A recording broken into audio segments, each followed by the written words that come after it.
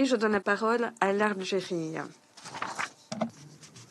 Madame la Présidente, j'ai l'honneur d'intervenir au nom des A3+, à savoir le Guyana, le Mozambique, le Sierra Leone et mon propre pays, l'Algérie. D'entrée de jeu, nous remercions Monsieur Peterson et Monsieur Griffiths pour leurs exposés riches en informations. Nous leur garantissons notre soutien indéfectible. Nous sommes vivement préoccupés que 13 ans après le début de la crise en Syrie, la population syrienne en pâtit toujours et de millions de personnes sont toujours déplacées de force.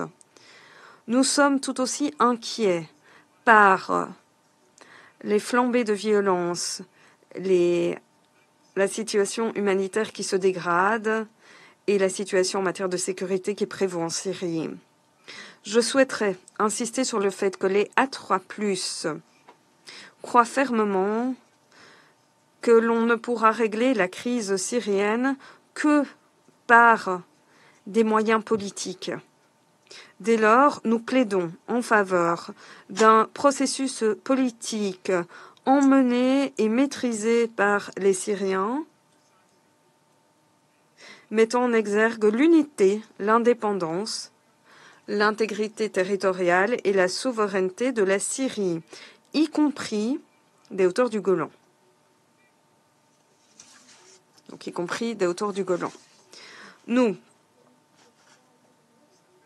appuyons les initiatives lancées par M. Peterson et les contacts qu'il a noués, notamment dans le cadre des mesures de confiance progressives.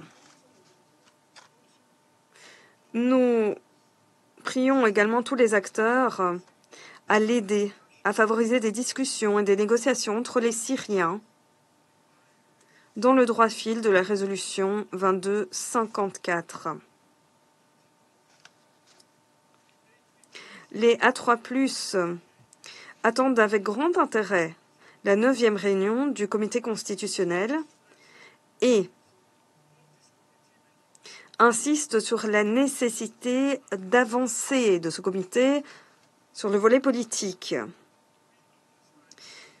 Alors que nous en sommes à la croisée des chemins, nous soulignons qu'un processus participatif est de mise avec la pleine participation des femmes et de la société civile. Et nous nourrissons l'espoir que tous les obstacles seront levés, que les questions en souffrance seront réglées et que la Syrie puisse bientôt aller de l'avant dans le cadre de la consolidation de la paix et de son développement national. Nous sommes profondément inquiets face à la flambée de violence, en particulier dans le nord de la Syrie. Et nous appelons à un cessez-le-feu à l'échelle du pays. Madame la Présidente, la coordination entre les pays de la région dans la lutte contre le terrorisme est primordiale, en particulier dans le contexte de la multiplication récente d'attaques de la part de l'État islamique. Nous appelons à agir de façon résolue dans la lutte contre le terrorisme afin de rétablir l'autorité de l'État, la sécurité et la stabilité en Syrie. De surcroît, le risque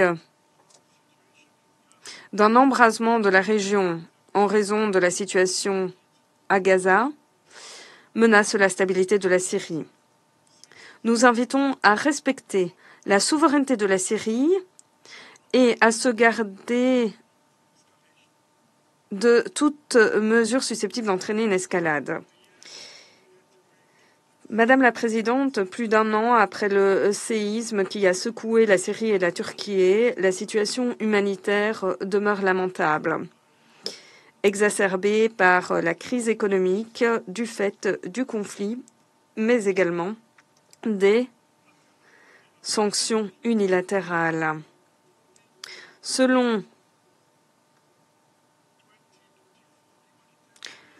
un rapport sur l'aperçu des besoins humanitaires de 2024, quelques 16,7 millions de personnes, dont 75% sont des femmes et des enfants, ont toujours besoin d'une aide humanitaire. Nous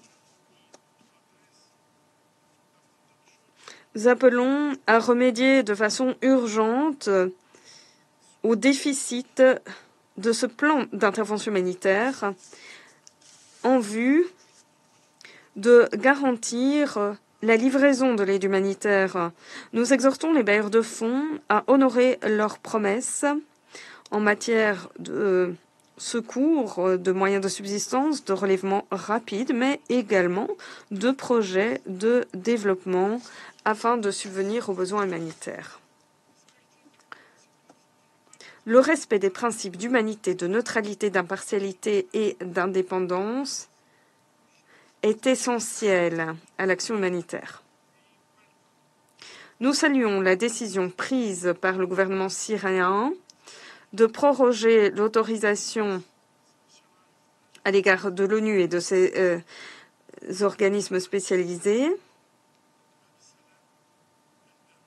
afin qu'ils puissent passer par les points de passage de Bab el-Awa, de Bab el-Salam et de El-Rai, ce qui rend leur opération plus prévisible.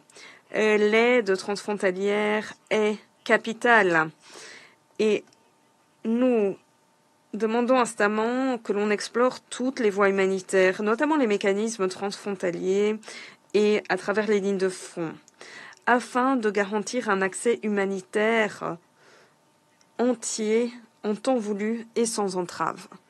Nous appelons la communauté internationale à appuyer les initiatives de la Syrie et de l'ONU en vue de rénover les infrastructures, de rétablir les services de base, de faciliter le retour volontaire dans la dignité et dans la sécurité des réfugiés et des déplacés internes.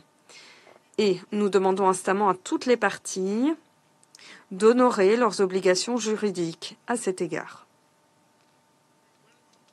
Nous nous félicitons de l'accord conclu entre la Syrie et le HCR sur le retour, annoncé lors de la 74e session du comité exécutif du HCR.